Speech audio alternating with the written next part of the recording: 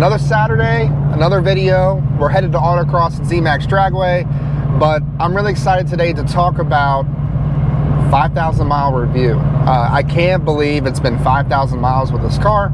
Seems like it was just dropped off at the house in Georgia last fall. I know some people are already up at the 20,000 mile mark, 30,000 mile mark in their 2024 Mustang. This isn't a daily for me, but I have put a lot of seat time in it so far. So I've got a pretty good feel for what this car is like to live with, both on road trips and long drives, as well as from a performance standpoint as well. So later on in the video, I'll talk about the Autocross and how that went, but for now, 5,000 mile review. If you already watched my 1,000 mile review, thank you so much. If you haven't already, check it out on the channel. That was basically more or less first impressions of the car, just starting to live in it, just starting to get a feel for it. But today we're gonna go a little bit more in depth, because there are a few things about the Dark Horse and the S650 Mustang overall that have popped out to me, that, you know, mostly good, a couple little funky things, but we'll just dive right in. So in comparison to the first impressions that I had on the car, what has changed? To be completely honest, not a ton. I was very fortunate to have some seat time with the S650 ahead of getting this car, so I had more or less an idea of what to expect. There are two major things about the drivability of the car that remain intact, and that's the braking performance and the MagneRide body control. I scream that to anybody that's asking about S650s. I really love the brakes in this car. I really love the brakes in this car in a performance environment. If I'm out at Autocross, if I'm really getting hard on the brakes on a back road, tail the dragon, that sort of thing. But daily driving it,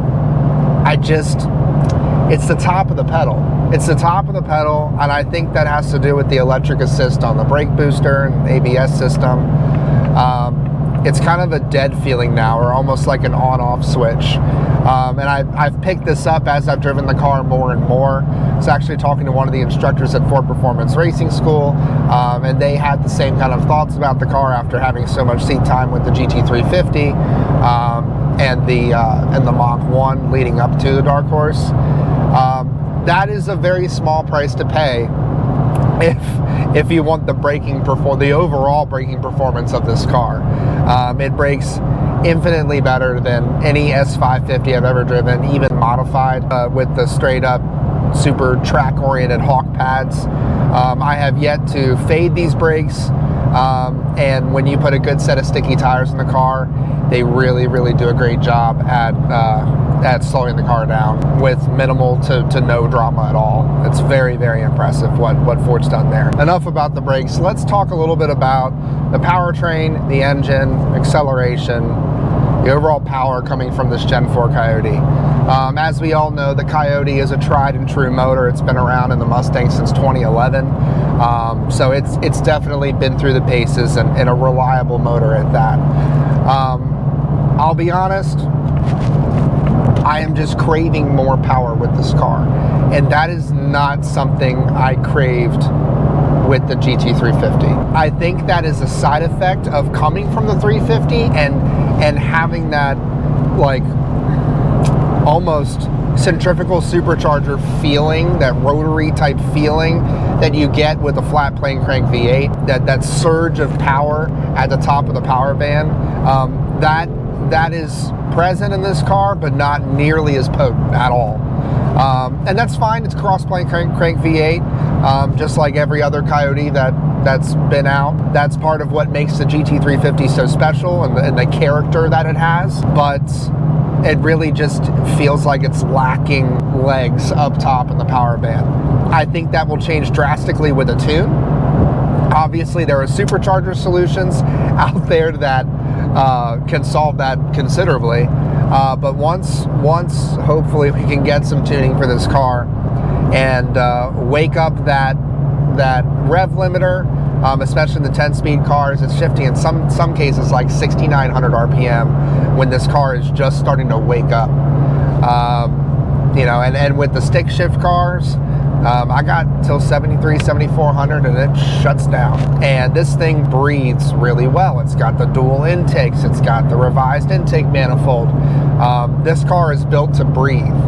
And unfortunately, the factory calibration is just kind of preventing it from doing that. So I think that alone will definitely help.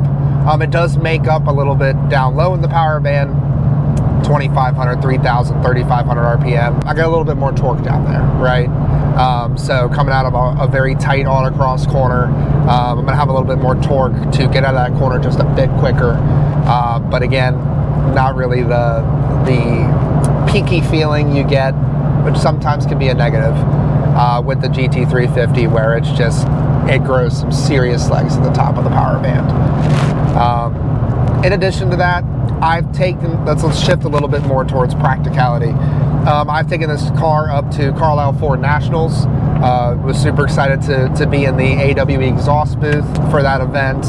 And that was obviously a 6 or 7 hour, 8+ hour drive one way. So I got a lot of seat time with this car in that trip. Kind of understanding what living with it is like, having the trunk full of stuff, back seat full of stuff,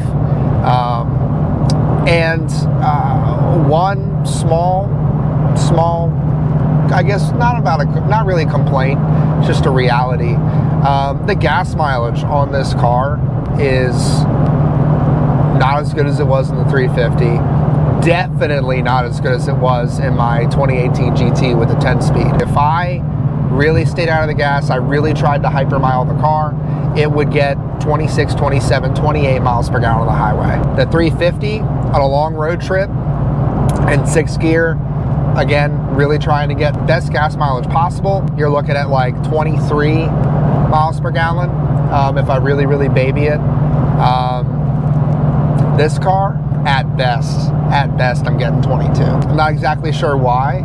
Could be because it's a bit heavier, thinking it's a new engine, a new calibration. I know that they have the revised camshafts in these cars for a little bit additional power up top. I don't know if that's taking on a bit more fuel.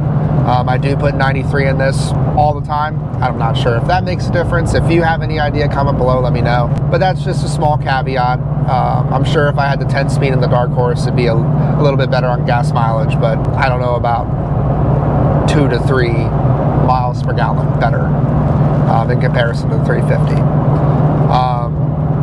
In terms of the exterior of the car, especially on road trips, it's almost to the point where I have to watch the cars in the lanes around me because they're too busy looking at the car and not paying attention to the road.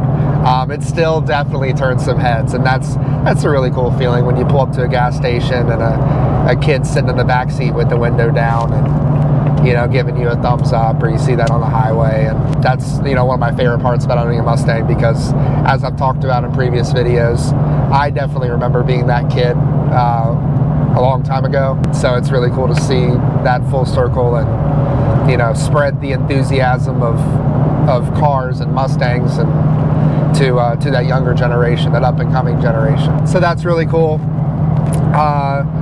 In terms of the parts I added to the car, obviously I mentioned the AWE exhaust. I have a bunch of Steeda suspension parts on here, RTR hood vent. I just recently added the Function Factory Performance handling pack carbon fiber front splitter and the rear gurney flap. Have some more carbon fiber parts going on the car very soon, so stay tuned for that. We have the Belgian wheels. I'm on the track setup for Autocross right now. Slammed in terms of camber up front, ready to roll. One thing I'm curious, comment below your thoughts, because this has seemed to be a controversial subject. The ZL1 add-ons red tow hook up front. I had that on the GT350 and barely anybody really mentioned anything about it. It was a couple people, but for some reason on the Dark Horse, maybe it's because you have to remove that little cover and it's not coming out of the grill like the 350. But for some reason, people are really upset about it on the Dark Horse. They don't know why it's there. They think it's just for show. They think it's for racers. Personally, I just don't want to take a tow hook on and off the car every time I go to the track or do whatever. I'm excited to get this car out on a road course. I've done the Ford Performance Racing School, but I just don't want to deal with that. So I threw some blue Loctite on there and cranked it down, and I wanted it to be something aesthetically pleasing, so that's why I went with the ZL1 add-ons tow hook, you know, because it does have that red look, and you know, it kind of stands out, has some contrast against the blue. But yeah, comment below, let me know your thoughts on that. There's been stirring the pot a little bit, I guess you can say. But yeah, I like it, and frankly, let me know if you do too, or if you don't. In terms of the interior, obviously, driving the car and owning the car, the most time you spend in this Mustang, I would hope, is in the driver's seat, right? So there's a couple things about the interior that are good and bad. The good thing is I still 5,000 miles later, and what, 8 or 10 months later, still love the screens. I know it's super controversial. I know it's stepping away from traditional Mustang and the double brow effect of from the 60s cars, and you know, even all the way up to S650. I understand that. I get that, and I acknowledge that. But I'm also a techie. I love technology, and the overall just experience you get from the, as they call it, the digital cockpit, I love it. And with the over-the-air updates, Ford was able to push a button and send an update out to all 2024 Mustang owners and gift them, in observance of Mustang Day, the 67 to 68 gauge cluster, which is really, really cool. Like, I love that. I love that Ford's paying attention. I love that Ford knows its heritage. And it was just really, really cool to be able to wake up that morning, turn on my car, and see that. Now, the more practical uses of over-the-air updates is the infotainment has gotten quite a bit better than when I first got the car. It was a little glitchy. I had this weird thing when I was on the phone with wireless CarPlay, and then this is an iPhone. On my phone, wireless CarPlay, and I would hop into the regular Ford Sync menu, and then go back to I guess Maps or Waze or whatever I was using. And for some reason, jogging it back and forth, it made the call was still on the phone, but you had this like weird static on the phone call or over the speakers. It was kind of funky. Long story short, that hasn't happened since like January. So Ford is rolling out updates, and if you have them turned on automatically, it connects to your Wi-Fi or goes over the air, over cell networks, and updates your phone overnight. I mean, how do you complain about that? So it's really cool that Ford can offer continuous updates for the car. I still love the flat bottom steering wheel. It's great. An autocross situation gives me enough room with my knees. And with the dash, there actually is a little bit more movement with the steering column, which I use quite a bit when I'm autocrossing and racing, because my seating position is a little bit different than it would be if I was driving the car, normally on the highway. One little caveat, I gotta say it, this car was not cheap. It was a lot of money. I've got one rattle, and it's only in a certain frequency with the exhaust. Admittedly, it popped up when I added the AWE exhaust. Obviously, it's a little bit louder and rumblier, if that's a word, than the factory system, but it's this plastic cover on the back of the screen here on the left-hand side, just above the tack. And, it hasn't really happened a ton lately. I think it has a little bit to do with cold versus hot, and I was noticing it more in the spring on the cool mornings, so I have a feeling it might have something to do with that. But one rattle, and in comparison to the 350 or my S550s, I counted, especially on my 2018 GT, which makes sense, it's the first model year of the refresh, I counted 3 separate rattles in that car, and I know there were probably more, 2 in the back seat and 1 up front. So it's definitely getting better. It's not perfect, it's not a $200,000 Porsche, but all things considered, I really love the look and feel of this car. I love rowing the gears. I love the Tremec. But let's sum this up before we pull into Autocross here. Is the S650, and more importantly, the Dark Horse, worth the jump from an S550? And is the Dark Horse worth the jump over a standard GT? My answer to this question has changed a little bit over time. I still think the S650 overall is a great jump especially if you have like a 2015 to 2017 GT or EcoBoost, and you're looking for that additional tech, you're looking for the active exhaust, you're looking for the updated Coyote, you're looking for all the awesome things that come with the S650. If you have that Gen 2 Coyote 15 to 17 car, it's an immense jump over that early S550. Almost, actually, in every single way. And just had to pull up to a stop. Now, if you have the 2018 to 2023 Coyote, not as much of a jump, because you already have the active exhaust, you already have the digital gauge cluster. There's a couple technology things that have been added to the car. It's obviously got a different look. The Gen 3 is super stout if you're into tuning and modifying your car heavily. That's obviously a huge benefit over the S650 right now, but that obviously could change in very short order. But it's not quite as much of a jump. If you're coming from a Mach 1, it's even less of a jump. The Mach 1 is, especially in handling pack form, is the pinnacle of S550, of naturally aspirated S550. You are not going to get any better than the Mach 1. It has the coolers, it has the very reliable Coyote, has a really good exhaust note, has the Tremec, it drives really, really well, has a great braking system, especially when you add a good set of pads from like Hawk Brake or somebody. So there's a little bit less of a reason to jump. But if you're set on the S650 and you're trying to decide between EcoBoost GT and Dark Horse, EcoBoost is kind of their own breed, right? It's a little bit different than someone who's tossing a GT versus a Dark Horse. There aren't many people that are cross-shopping an EcoBoost and a Dark Horse, right? So EcoBoost, I've had a whole video talking about the benefits of the EcoBoost and how awesome it is that there's so much performance packed into a little 4-cylinder car.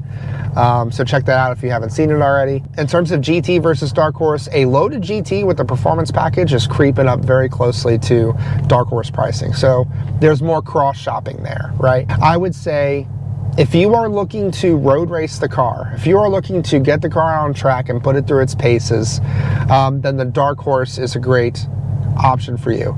If you are looking to supercharge the car and not worry about it due to the beefed up internals of the Dark Horse, that's a great option for you. Not that it isn't good for the GT, you just have a little bit more reliability with the Dark Horse, a little bit less to worry about. But outside of that, there really isn't a ton to jump up to the Dark Horse. I plan to road race this car, and that's why I made the investment with the cooler, the rear diff cooler, and all that good stuff, the Tremec, and all the good stuff that comes with the Dark Horse. That's why I wanted it. But for someone who's cross-shopping GT and Dark Horse, is it worth the extra $5, $8, $10,000+ over a GT? Honestly, no. Go get the GT.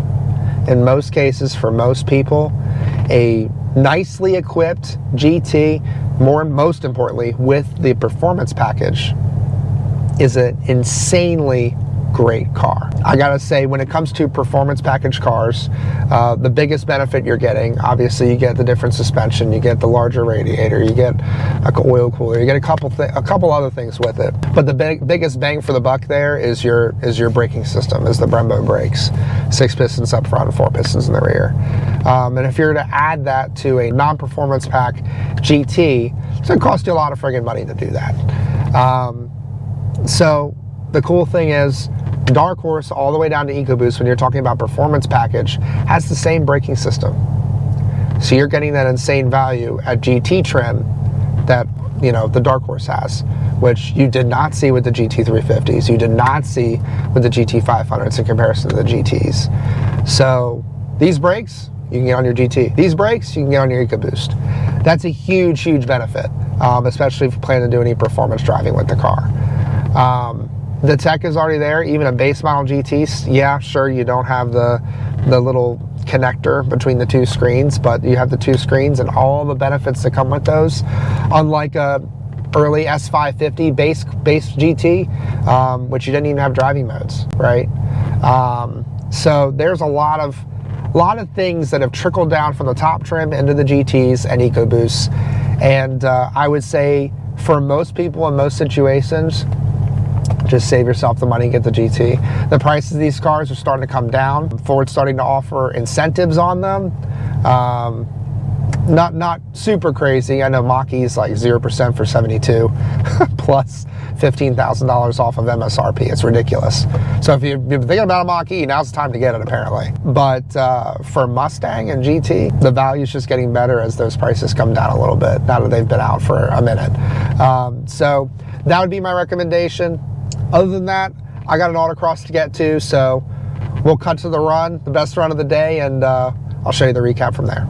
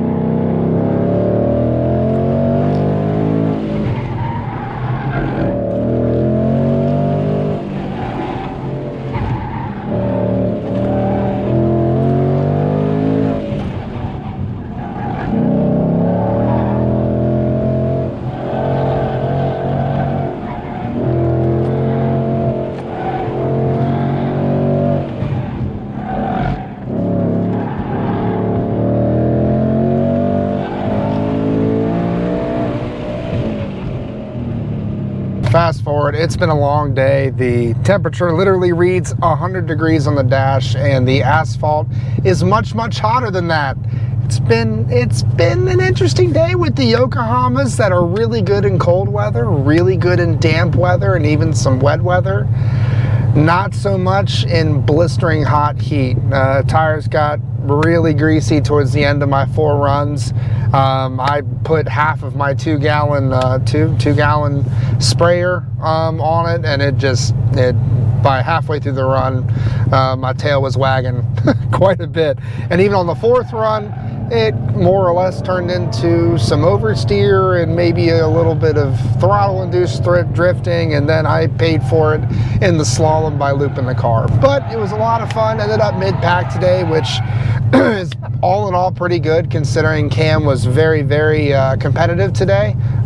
They did do packs across all the Cam classes like they normally do here with the CCR region. Excited to come back out, hopefully a little bit cooler weather next time, maybe some other changes to the car coming forward, so please stay tuned to the channel as well as the rest of the social media channels too. Comment below, let me know your thoughts. There's a lot we covered in this video, from all of the 5,000 mile review bits as well as the autocross. Whatever you want to see next, I am all ears. Be sure to hit that like, subscribe button, that notification bell, and we'll see you next time.